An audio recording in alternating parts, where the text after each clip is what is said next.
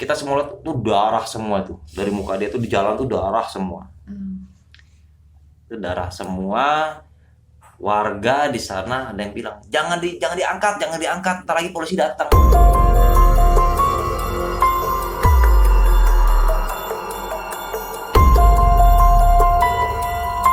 Assalamualaikum teman-teman, selamat datang di segmen Malam Jumat Miku. Malam ini spesial banget karena narasumbernya adalah Bang Ganis. Ya, halo teman-teman, terima kasih juga untuk Mbak Milda dan Bang Alfi yang di sana telah mengundang saya kembali bercerita di sini ya. Sebelumnya kita juga pernah ya bercerita Pernah. di channel yang Anasono Iya. ya. Sekarang sibuk apa nih Bang lu Bang? Ya sekarang saya sibuk ya lagi mau usaha bikin makanan ya. Makanan sama istri tercinta juga. Mantap. Nah, sekarang lagi mau coba kita berbisnis di dunia Kuliner. kalau bilang kuliner ya enggak ya kayak cake and bakery lah. Di Oke. situ ya mungkin teman-teman ada yang pengen masak chiffon atau mungkin bolu marmer atau bolu yang atau ya kue-kue yang lainnya bisa pesan lah langsung lah. Oke, siap. Bisa hubungin kemana Bang? Nanti saya akan bisa cantumkan lah yang di deskripsi ya. Deskripsi, oke. Dan namanya itu Dapur Dina. Widih. Nanti saya ada kontaknya juga, nanti bisa hubungin juga. Boleh. WA atau mungkin bisa melalui aplikasi online lainnya. Oke, siap. Nanti akan dicantumin di deskripsi ya guys. Oke, Bang. Karena ini nih Abang Ganis masuk di segmen Malam Jumat Miku. Iya. Misalkan kita malam Jumat tuh demennya nih ngomongin yang horor-horor. Bang Ganis punya cerita apa nih Bang? Jadi teman-teman mungkin tahu ya, saya kalau di channel sebelumnya saya ngangkat mengenai petualangan horor. Tapi di sini saya belum pernah ngangkat cerita mengenai urban legend atau tentang horor ya di sekitar kita lah. Nah, dari sini saya akan coba membawakan cerita yang kebetulan pada saat itu saya lihat sendiri kejadiannya hingga orang itu meregang nyawa tepat di depan mata saya sendiri. Jadi, ya. Gimana tuh Bang ceritanya? Ini belum apa-apa udah dagdikduk nih.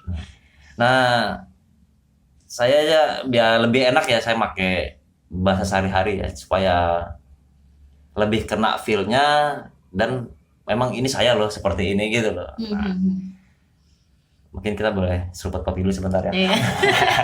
Jangan lupa teman-teman siapin cemilan, kopi. Nah, jangan lupa cemilan cepuluhnya siapin tuh. Nah, Jadi Mbak Milda,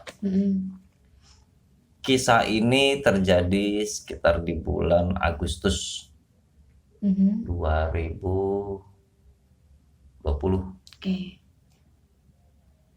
Waktu itu saya sama anak saya yang pertama, namanya Raden Muhammad Nazim, ingin ke daerah Kota Tangerang, tepatnya di Tang City ya. Waktu itu saya ingin memperbaiki handphone.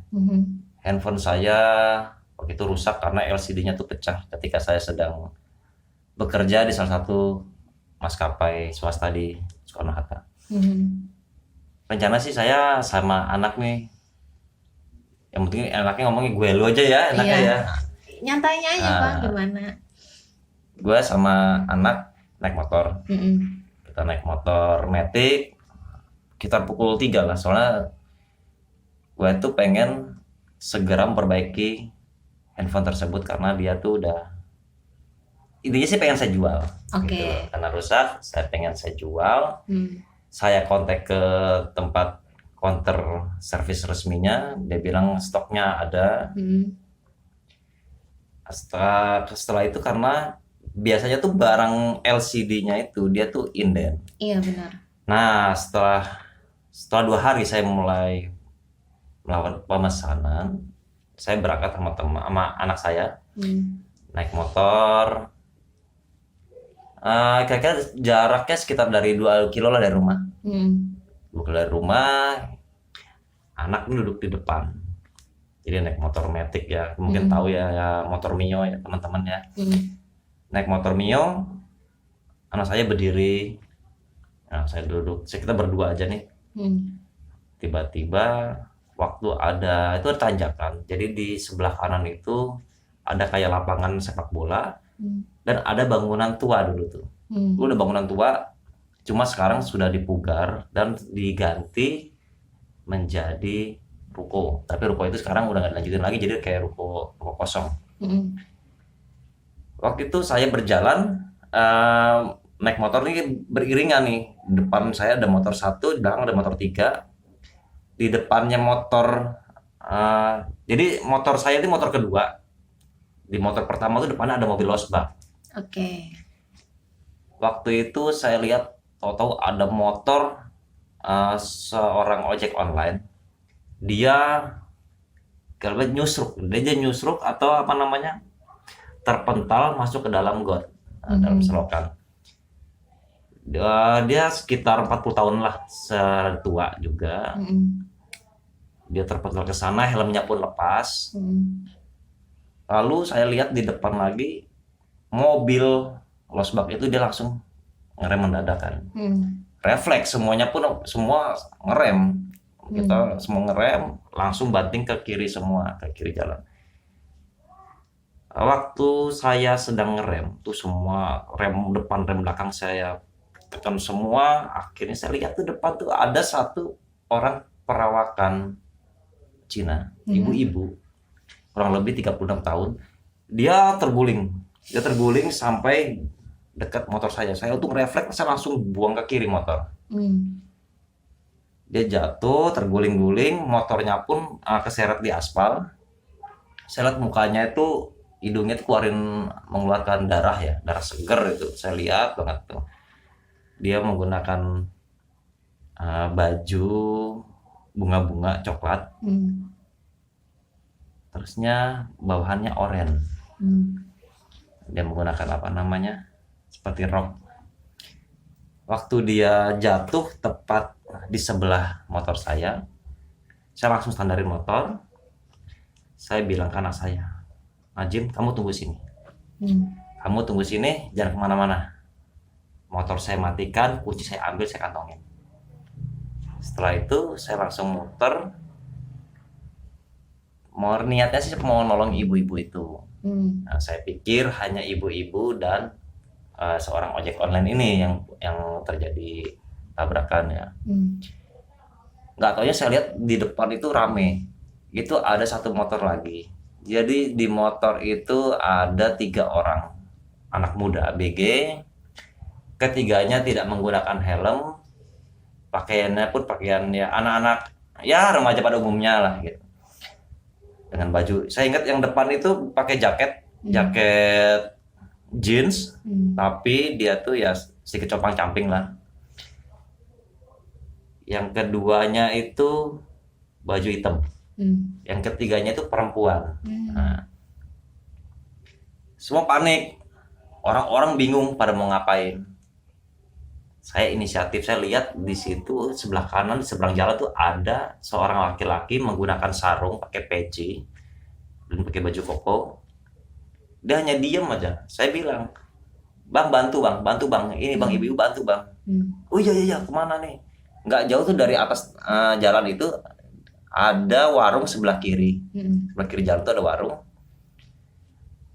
Si perempuan ibu yang perawakan Cina ini ya, dia langsung menjerit-jerit, dia nangis-nangis sambil mengeluarkan darah tuh dari mulut, dari hidung, sama dari kuping. Ya kita udah panik semua, kita nggak tahu kan ini akan bertahan lama atau enggak gitu. Tapi niatnya baik. Akhirnya saya minta tolong sama yang orang-orang pakai baju muslim tadi. Bang, tolong kita angkat ini bang.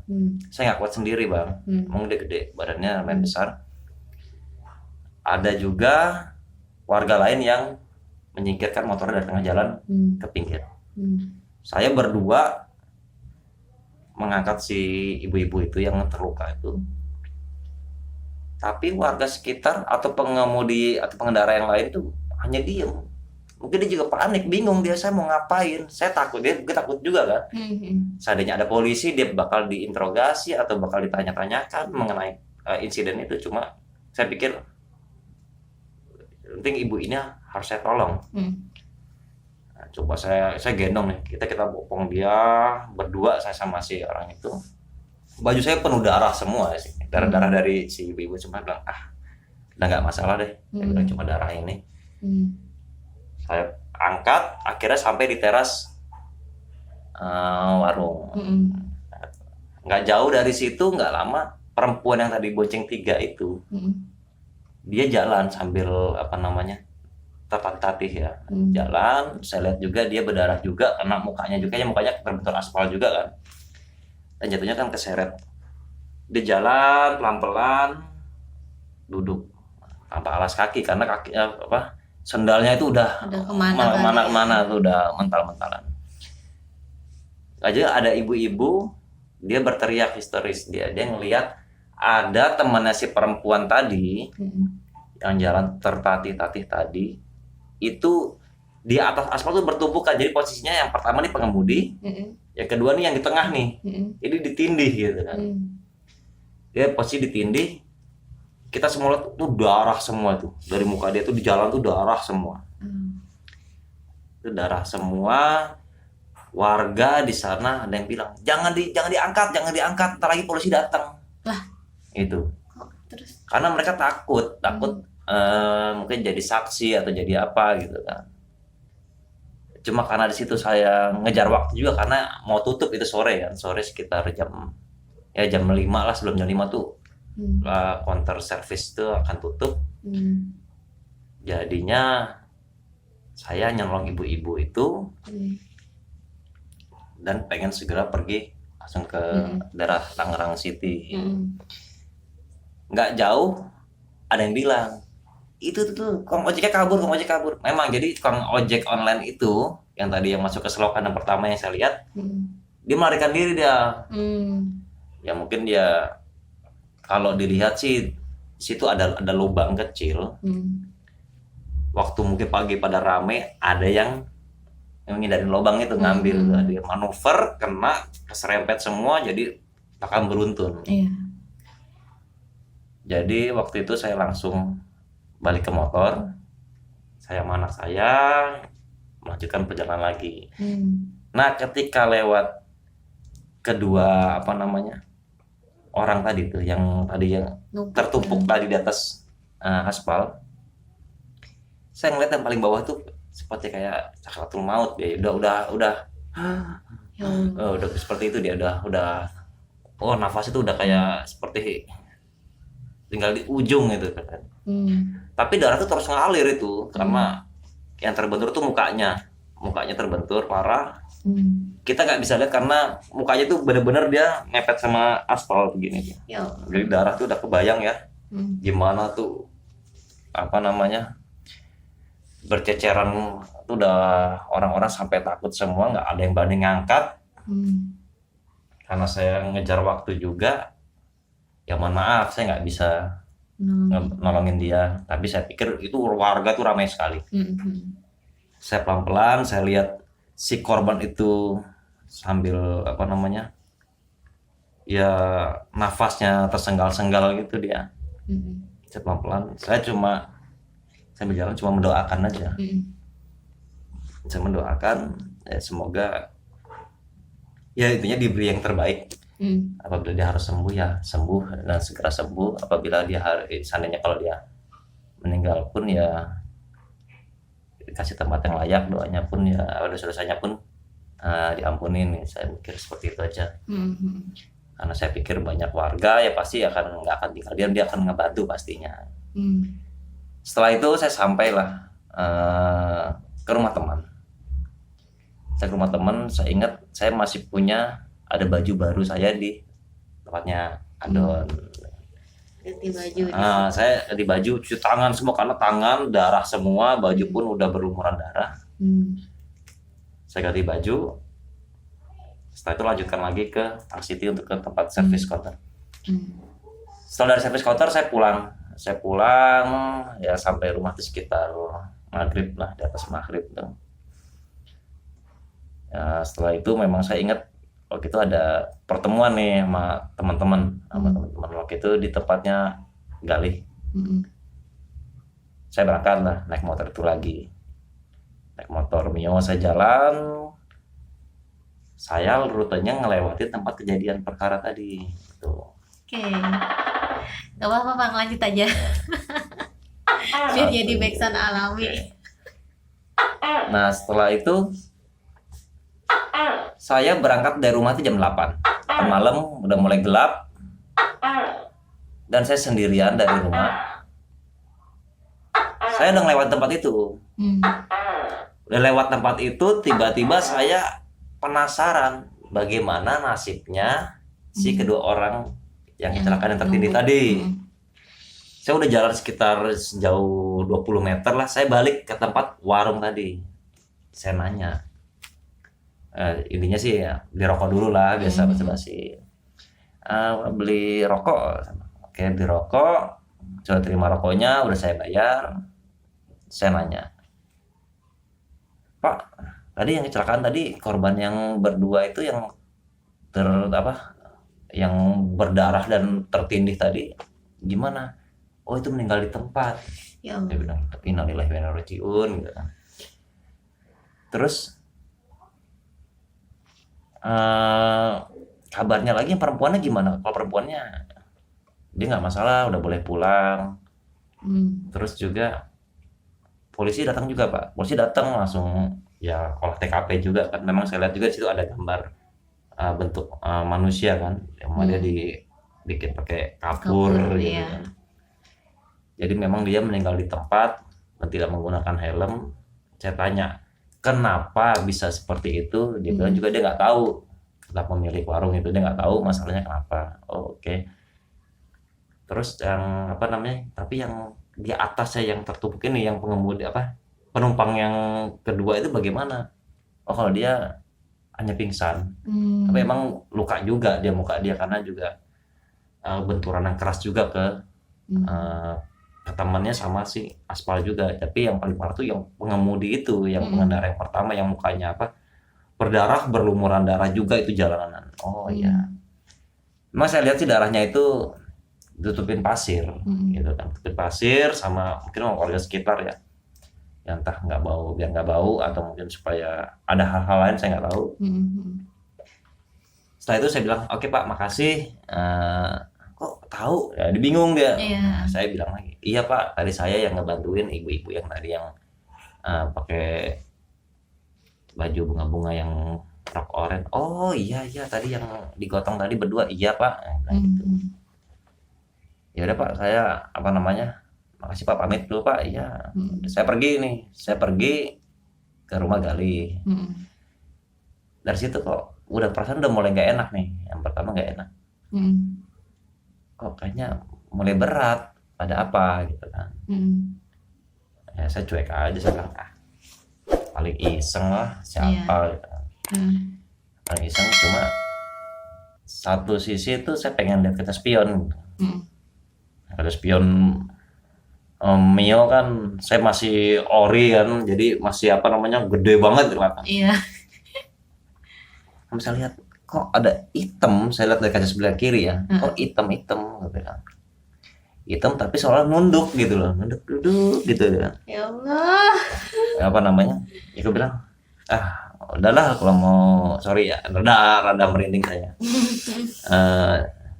Dia cuma diem, lu ngapain? Nggak ngomong nggak apa gitu lah, Nah, habis itu udah saya cuekin aja. Saya berhenti dulu, saya bakar rokok yang baru saya beli, lanjutin jalan lagi. Setelah itu sampailah saya ke rumah teman saya nih, di daerah Gria Karawaci. Temanku ini dia rada sensitif juga. Nah, dia ngomong, Nis, lu sama siapa? Nah, kaget kan? Ya, lu tahu? Itu gue lagi parkirin motor di depan pagar garasi dia tuh, di luar di pinggir jalan. Dia langsung teriak kayak begitu. Lu sama siapa? Enggak sama siapa-siapa, aku sendiri. Itu ngikut. Ya udah, cuma mau ngikut doang kali, mau jalan-jalan, gue bilang gitu kan. Itu udah ya masuklah, kita kan memang ada kegiatan kecil di sana. Nah setelah itu sekitar pukul 1 kita baru selesai. Pukul 1 malam saya pulang. Saya pulang bingung nih, pertama mau lewat jalan mana nih. Ada yang jalan yang muter, vihara, cuma dia muter ya. Tapi saya paling dekat tuh ya trek yang tadi lagi. Jalan-jalan apa namanya, Raya Cukanggali itu. Iya. Akhirnya saya memutuskan udah lewat jalan situ lagi. Semua normal, nggak ada hal-hal yang lain-lain, nggak ada lah. Sejak itu saya lewat ketemu tempat kejadian perkara. Pas ketemu saya langsung ingat dong posisinya. Posisi dia tergeletak, dia terbaring di atas aspal. Saya ngindarin tempat waktu dia meninggal. Saya ngindarin, saya ngambil kanan, saya ngambil lawan arah. Memang pada malam itu sepi kan, nggak ada siapa-siapa, nggak ada motor, nggak ada mobil, cuma saya sendiri di jalan. Warung yang di depan tempat kejadian perkara juga tutup. Nah, jadi cuma benar-benar cuma saya sendiri. Kiri itu tanah kosong. Saya lewatin, ya sampai di situ juga sedikit was-was juga nih. Wah, jangan-jangan yang tadi ikut lagi nih. Jadi pas di turunan ini saya tuh ngelewatin kali kecil. Ada jembatan kali kecil, saya lewatin, jalan sedikit belok-belok sampai ujung itu ada pertigaan. Kalau kanan itu ke Islamic Citra Raya. Itu sekolah Islamic Citra Raya. Kalau yang ambil arah kiri itu ke arah Vihara Panongan. Itu bisa nembusnya ke Rumah Kayu Gwen ya. Saya ambil jalan situ karena apa? Karena itu lebih dekat. Tapi memang rintangannya di sana tuh memang jalannya itu sepi. Jarak rumah ke rumah tuh jauh sekali, dan juga di sana ada vihara juga. Ada hutan bambu, ada banyak-banyak pohon-pohon bambu dan ladang-ladang petani. Saya lewat situ, saya bilang ya Bismillah, nggak ada apa-apa deh, bilang. Ya nama juga kita niatnya pengen pulang ke rumah gitu kan. Iya. Saya pelan-pelan. Waktu itu ada polisi tidur tepat di sebelah kanan itu vihara, cuma jauh, jaraknya jauh, sekitar hampir 30-50 meteran. Sebelah kirinya itu ada ladang penduduk. Ladangnya itu waktu itu ditanamin sama kacang panjang. Saya pelan-pelan lewat polisi tidur. Setelah itu saya lewatin ada pohon-pohon bambu semua. Pohon-pohon bambu. Nah, di situ yang pertama yang saya heran, lampu sen yang sebelah kanan nih nyala nih. Saya naik motor, lampu sen sebelah kanan nyala. Loh, kok nyala? Kesenggol kali. Saya masih positif aja saya. Nyala. Saya coba matikan. Selanjutnya saya bingung lagi, kok perasaan ada yang bonceng. Tuh, saya bilang ada yang bonceng.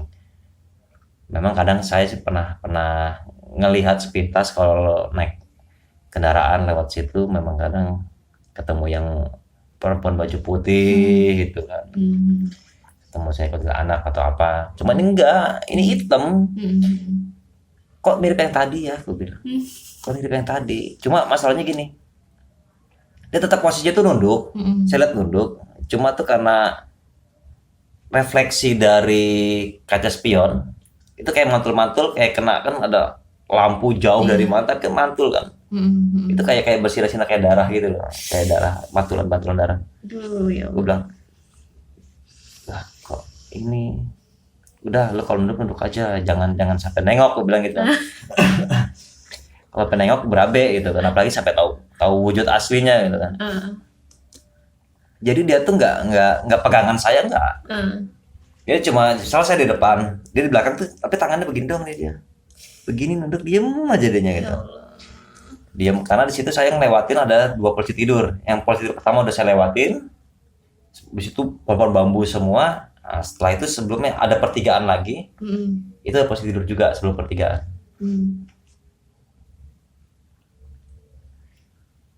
Dia pelan-pelan saya lihat karena situ ada satu rumah pas di pertigaan tuh, pas di ujung, kalau bilang kayak tusuk sate gitu. Dia mukanya tuh ke kiri dikit ya, pelan-pelan gini, jadi ini kayak nongol gini dia, gini. Jadi saya di depan, dia nongol. Ya Allah. Begitu tuh, itu yang bikin saya langsung lemes dong. Kayak pernah dikejar anjing atau apa gitu kan. Rasanya langsung dia sampai nunjukin gitu kan. Tapi dia nggak ngomong apa-apa.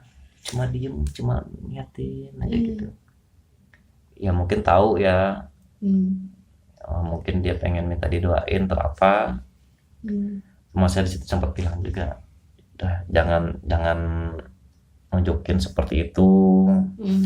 Setidaknya kalau mau nunjukin ya mukanya yang baik lah. Gitu. Jangan muka yang hancur atau seperti apa gitu. Ya di situ saya langsung kirim Al-Fatihah untuk dia.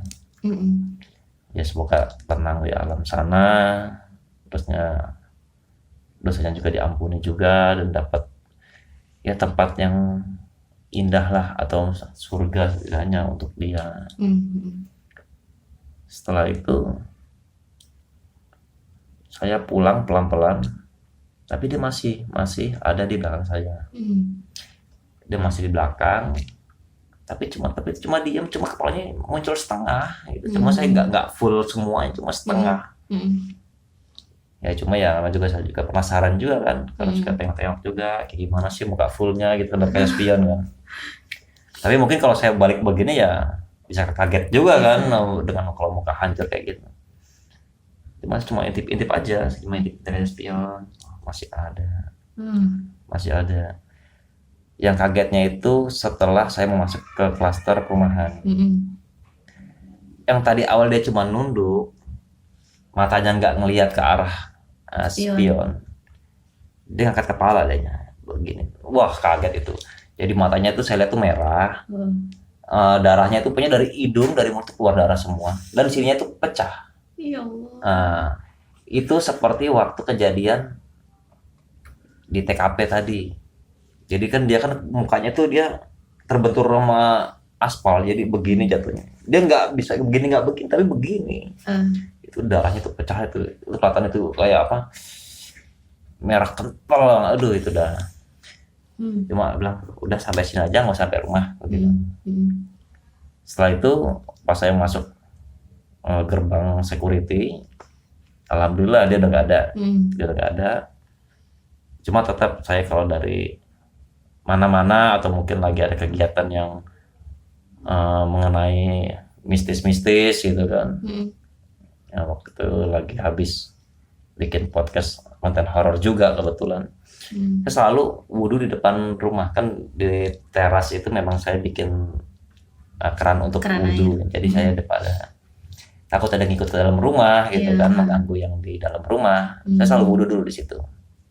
Saya wudhu, ya alhamdulillah nggak ada apa-apa. Cuma sejak kejadian itu hingga sekarang, kalau saya melewati tempat itu, saya selalu berusaha menghindari tempat kejadian perkara.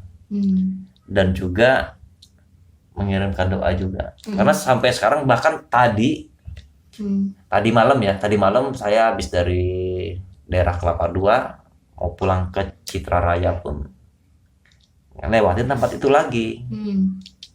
Ya, setidaknya waktu itu kalau naik motor saya ambil jalan yang kosong, paling kiri banget, kalau enggak paling kanan. Tapi semalam saya kalau waktu naik mobil saya kolongin aja. Soalnya saya nggak mau nginjak dia gitu, dan saya juga berusaha supaya nggak mau nginjak tempat itu. Sampai sekarang pun juga kalau anak saya lewat tempat itu pasti dia masih ingat, karena kan memori anak kecil kan selalu rekod baik kan dia. Benar. Lalu ngomong, "Ma, kemarin waktu itu Papa nolongin orang di sini, di sini ada yang meninggal, di sini darah semua." Sampai sekarang selalu kalau lewat tempat itu anak tuh ngomong seperti itu. Ya mungkin itulah sedikit cerita dari saya. Saya belum pernah ngangkat cerita ini dimanapun, saya belum pernah, dan baru di channel Ah, Malam Jumat Miku. terima kasih banyak Bang Ganis. Ini baru nih feel horornya dapet nih ya malam Jumat gini ya kan, ngedengerin cerita. Aduh, yang udah kayak gitu. Berarti Bang lu pas ke rumah teman lu yang di Gria itu posisi berdarah-darah. Posisi pada saat itu dia nggak apa ya, nggak muncul, nggak sedetil waktu saya pulang. Tapi memang dia tuh posisinya lagi nunduk,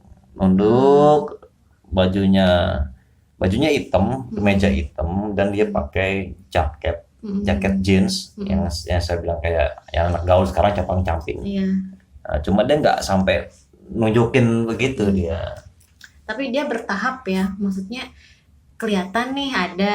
Iya. Nanti di tengah-tengah dia ngasih lihat muka, terus pas udah di akhir, gila itu horor banget sih. Tapi horor lagi tuh waktu ketika dia nunjukin mukanya, dia matanya itu.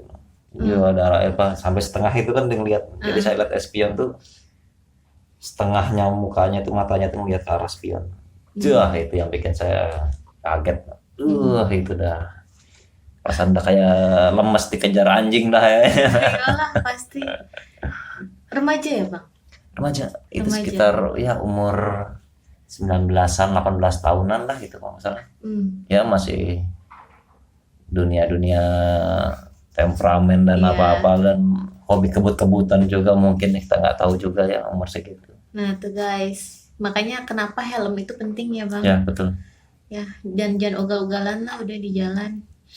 Terus Bang, yang tadi lu habis nolongin ibu-ibu kan baju lu darah-darah tuh sebelum ganti. Berarti sampai ke rumah temen tuh posisi baju lu darah-darah juga. Iya, baju itu berdarah semua. Oh gila. Tangan pun juga ya ada berdarah juga ya, darah bekas si ibu itu. Cuma mau nyuci dimanapun ya kita nggak kepikiran. Saya pikir adalah saya pengen cepat sampai tempat konter juga. Saya pikir juga melewati jalan itu ada teman, dan saya masih punya baju saya yang saya titipkan ke dia. Saya pikir ya bisa saya pakai juga dan numpang nyuci juga gitu kan. Tapi sebelumnya saya nyucinya itu kayak di sebuah minimarket. Saya lihat dia ada tempat penampungan air ya, karena event sekarang ini mungkin corona kan. Nah, banyak tempat-tempat cuci tangan dan juga sabun, termasuk sabun juga langsung saya bersih dulu itu. Walaupun nggak beli udah. Tapi ngedenger cerita Bang Ganis ya, jadi kayak gue pengen sharing juga gitu Bang. Kemarin tuh ada juga kebetulan kita baru pulang dari Lentera Malam. Nah itu yang posisi yang nyetir mobil gue, terus sebelah kiri tuh sepupu gue, dan suami gue tuh di belakang. Itu di Tang City, ini benar-benar jalan Tang City terus lurus dikit yang mau arah ke Kalideres ya. Itu ada yang kecelakaan juga Bang. Nah di sini sebenarnya sih ya udahlah kecelakaan, mobil berhenti gitu diam karena kan jalan tuh dihalangin sama rame-rame warga gitu kan. Tapi yang bikin kita bingung dan panik adalah sepupu gue nih Bang. Sepupu gue ini dia melihat, jadi tuh pas mobil berhenti si korban lagi digotong gitu. Nah pas korban digotong itu sepupu gue panik. Dia bilang, ya Allah itu darahnya banyak banget, tetes-tetes. Sedangkan di mata gue sama Alfi tuh nggak ada darahnya Bang. Itu yang istighfar Hong, istighfar kan dia nama panggilannya Ahong. Cewek Bang, cewek. Istighfar mana dia lagi haid kan Bang. Waduh, kita tuh udah yang panik banget. Terus itu Mil darahnya sampai netes ke tanah katanya. Gue pakai lampu dim Bang. Gue pakai lampu dim, gue begini ngeliat gitu. Nggak ada Bang darah netes setetes pun nggak ada. Dan dia nih gue sadarin, Hong lu 2 lawan 1 loh ini. Coba istighfar. Tapi bener, masa lu nggak lihat sih? Itu di tangan juta darah udah yang wah udah susah nih. Allah tenang. Udah akhirnya kan dari situ gue bawa tuh ke Wedang Bang, istirahat bentar. Dia tuh masih mikirin yang tadi gue lihat tuh bener loh gitu. Tapi yang di mata gue sama Alfi nggak ada darah sama sekali. Takut itu ngeliat yang lain gitu ya. Nah akhirnya udah pulang sampai rumah jam 2 malam. Besok paginya dia fotoin kakinya dia tuh udah ada biru-biru gitu, kayak kalau orang sini bilang tuh anja-anja. Pernah tahu nggak Bang anja-anja? Kayak apa namanya? Lebam begitu tuh gimana kan? Iya benar. Dia lebam, padahal dia posisi nggak mentok sama sekali. Tapi maksudnya kejadiannya tuh pas banget gitu, malamnya dia ngeliat itu, besok paginya kakinya tuh lebam-lebam, tapi dipegang nggak sakit, nggak sakit. Ya itu gue bilangnya anja-anja. Ya udah, kan lu lagi hype nih, udah lu bersih-bersih aja lah. Gue jadi keinget gitu, apalagi kan sempet kesebut Tang Siti. Iya. Aduh, emang kalau di jalan gitu ya bang, nggak yang nabrak, ya Atau ditabrak. Betul. Sekarang kita hati-hati ya, orang lain pun juga nggak pernah hati-hati ya. Itu dia mungkin sarannya, kemanapun kita akan melangkah atau kita jalan ya, seenggaknya kita berdoa juga, karena kita nggak tahu di jalan akan ada apa. Benar, gitu dong benar. sebenarnya. Benar. Iya, berdoa, jangan lupa safety-nya, helm segala macam, dan janganlah ugal, apalagi kan itu udah menyalahi aturan lah ya bang, satu motor 3 orang. Betul, ya 3 kan. orang. Nah ketika ada tabrakan gitu, ya udah yang depan lah kedorong. Tapi ya saya ingat juga yang nomor 2 ini, yang di atasnya si korban yang meninggal di tempat itu ya, dia seperti kayak anak pang gitu lah. Jadi kan ya memang nggak semuanya seperti itu, cuma apa itu semua pokoknya hitam semua gitu, pokoknya hitam dekil gembel gimana. Ya cuma ya mungkin pada saat itu ya Allah udah mengatakan itu takdirnya bagi dia, ya kita nggak bisa nolak atau nggak bisa apa-apa lagi. Benar.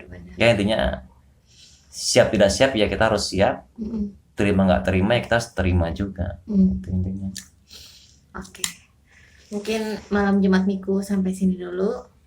Tetap saksiin malam Jumat Miku karena Bang Ganis masih punya cerita yang lainnya. Dan jangan lupa support usahanya Bang Ganis. Nanti akan gue cantumin di deskripsi. Dan buat kalian jangan lupa like, subscribe, dan share ke teman-teman yang lain. Nah, gue Milda pamit undur diri. Saya Ganis pamit undur diri juga, dan terima kasih sudah cerita nih ya berkenan mendengarkan juga teman-teman juga, semoga nggak bosan ya. Iya, amin Bang, kita lah yang makasih Bang. Ya sama-sama, kita main-main juga sama. Iya. Oke deh, wassalamualaikum warahmatullahi wabarakatuh.